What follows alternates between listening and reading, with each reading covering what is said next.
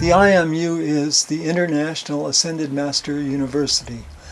And we're putting a .tv on the end of that because that's our connection through the internet. So it's imu.tv. And you can find us at your local station, www.imu.tv, and that's where we're found. So if you have any interest in the Ascended Masters or the story that they tell, we're here to spread that word and to make it available to you, those of you who find it interesting. And I am Lee Poe, this is Jeff Kincaid, and we are collectively, at this time, the leaders in the physical plane of the IMU, or International Ascended Master University. And of course, on the higher planes, we do this as a calling for the office of the World Teacher, and our CEO, of course, is Kuthumi. So Kuthumi is the CEO, Saint Germain is his right hand on this, and of course El Morya and Serapis are involved in it too.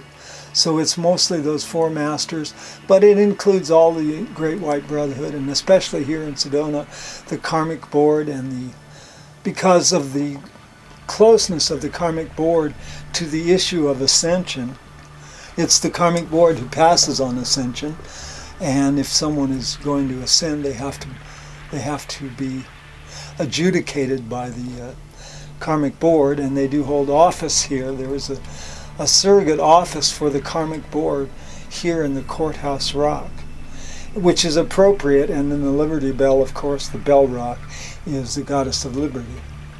So when the court deliberates on the ascension of an individual, and they pronounce, yes, this individual will be able to make the ascension if they so choose, then the Liberty Bell is rung, which awakens or gives stimulus to the ascension flame at the rock, the Cathedral Rock, which is where the individuals are going to be initiated as they leave embodiment. And all of that is the ringing of the bell and the ascension flame, and the ascension itself is a vibration.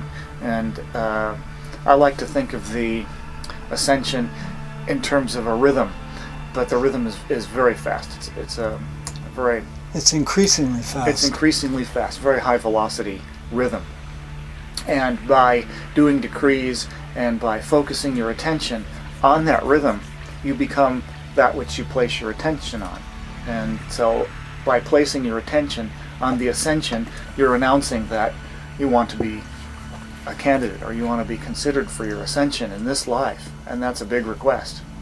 Well, most of us build up to that. It's not like this was the first time you ever ran across the idea of ascension. For most of those individuals who are nearing ascension, they've spent the last several embodiments closely considering the possibility of ascension. Ever since Jesus, especially, and his demonstration publicly of the ascension, the catalog of individuals who were expected to be ready in 2,000 years are going into the seventh age now as candidates. So when Jesus was teaching this, and of course he wasn't the first or the only one to make an ascension, but there were many before him. The Buddha was before him. So we have this whole cadre of ascended masters working with you and with the court and with the court of sacred fire. This is the court of sacred fire. And it is the place where we are adjudicated for ascension. So that's the whole idea of the Cathedral Rock, the courthouse, and the Bell Rock. And they're all inside of each other. This is not by accident. This is a phenomenon that was created to resonate to this time, and so that the individuals who were nearing ascension or could make the decision to make ascension in the next 2,000 years would become the seed capital for the planet Earth, and would be the ones who could draw up all of those individuals who were nearing ascension or who were amenable to it and could finish their divine plan in a lifetime if they wanted to. part of being amenable to it, we have El Moria's decree, I'm not my will but thine be done. By aligning your consciousness with the will of God, with your I am presence, you're making your attunement to the vibration required of you for your ascension.